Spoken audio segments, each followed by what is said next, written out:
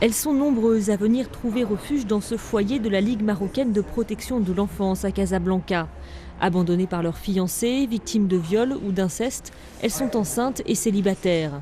Elles ont fui leur famille et toutes ou presque ont tenté d'avorter. J'ai dit à personne que j'avais été violée. J'avais peur que mes parents veuillent me tuer.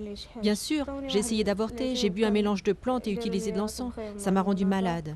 Quand mes parents ont finalement appris que j'étais enceinte, ils m'ont dit que je devais quitter la maison. De victimes, ces femmes se transforment en coupables. Le droit marocain punit les relations sexuelles hors mariage.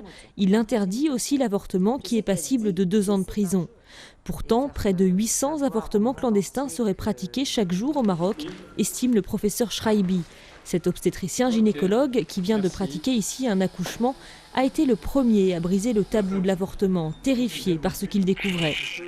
Nous sommes très souvent confrontés ici à l'hôpital à des situations d'hémorragie importante, d'infection importante, de rupture de la poche des os ou encore d'état d'empoisonnement parce que la personne a tenté d'ingurgiter quelque chose pour se faire avorter. Et donc, il est temps que la loi change. Il faut un assouplissement de la loi. Objectif donc, une légalisation de l'avortement en cas de viol, d'inceste, de maladie mentale et de malformation fétale.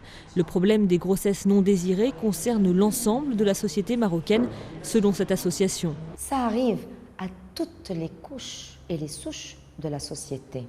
Ce ne sont pas que les filles du peuple. Elles, les pauvres, elles n'ont pas les moyens de se faire curter.